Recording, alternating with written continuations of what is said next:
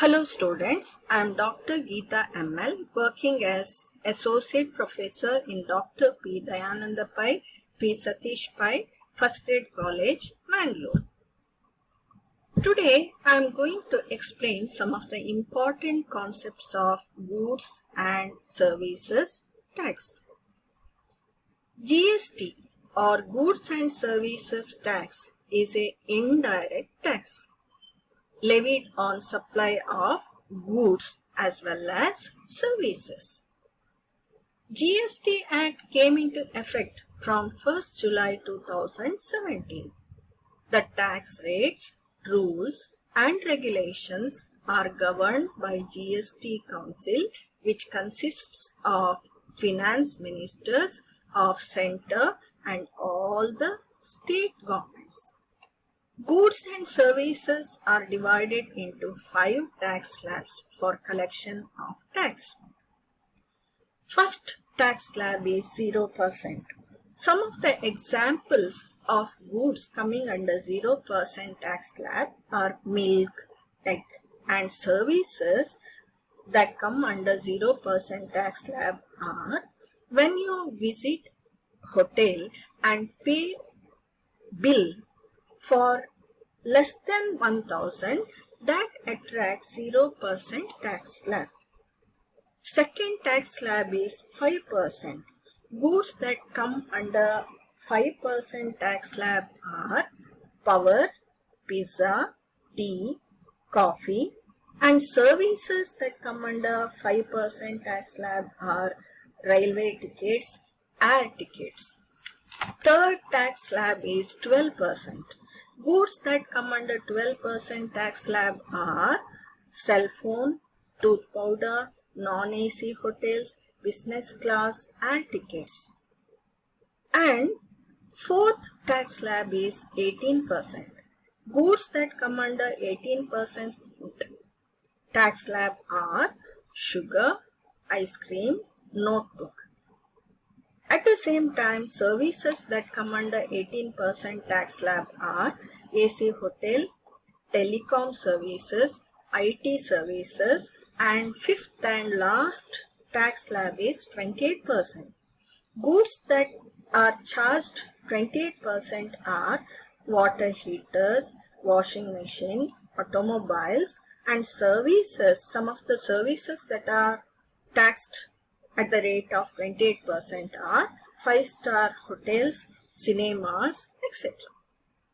However, petroleum products, alcoholic drinks, electricity are not taxed under GST. India adopted a dual GST model, meaning that taxation is administered by both the central and state governments.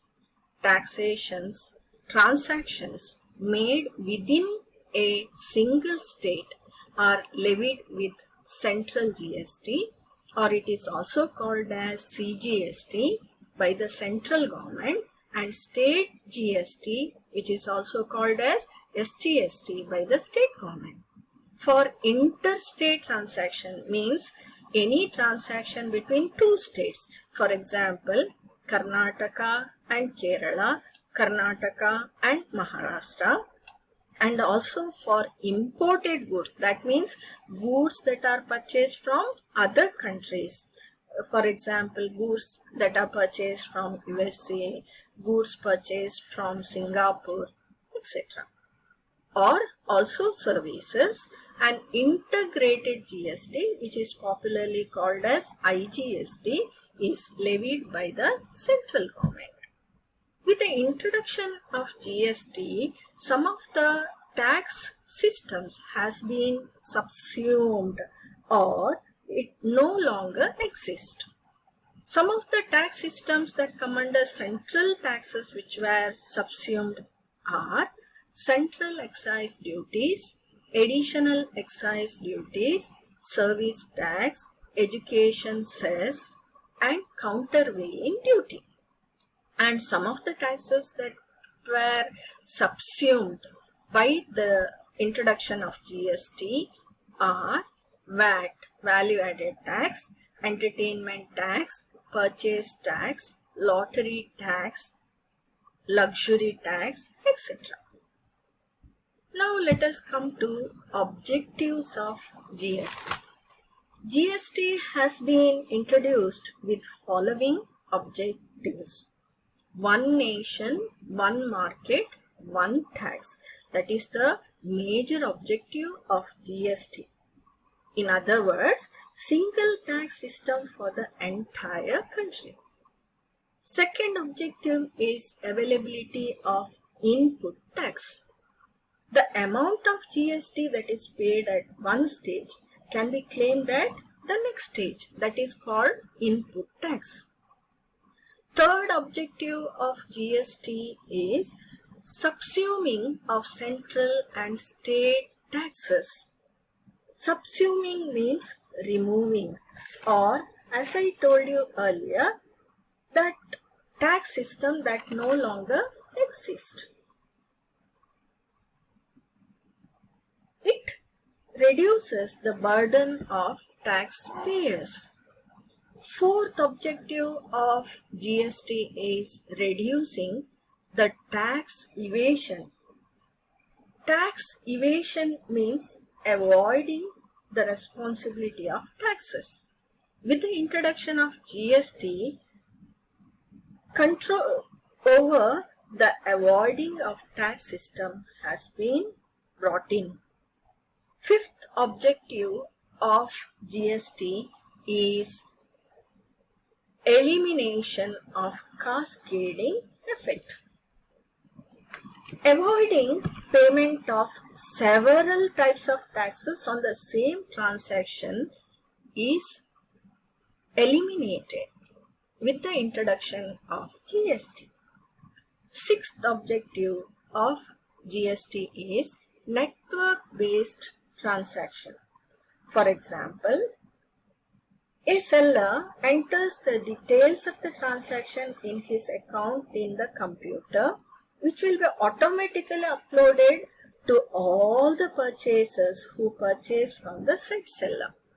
This is an advantage from the point of view of the seller, buyer, at the same time to the government. Now, let us discuss some of the benefits of GST. First benefit of GST is uniformity of taxes. We can find uniform tax rates throughout the country. Second benefit of GST is removal of cascading effect.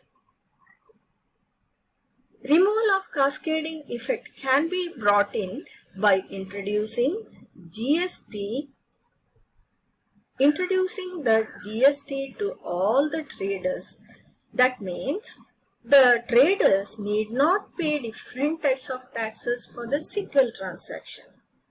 Third benefit of GST is encourage Make in India.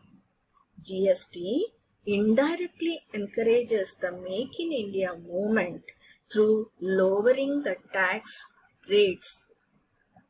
Fourth benefit or advantage of GST is simple tax system. GST is a simple tax system because it does not require cumbersome documentations. Fifth benefit of GST is lower prices. Because of lower rates under GST and also the method of GST levy, prices tend to be lower compared to other tax system. Next benefit of GST is higher revenue to the government.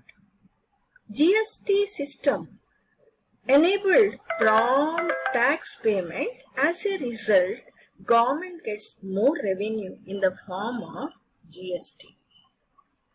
Seventh and the last benefit of GST is benefit to the consuming states. Before GST, the tax was collected by manufacturing state, but with the introduction of GST, the consuming states started receiving taxes, which is the unique feature of GST. Thank you.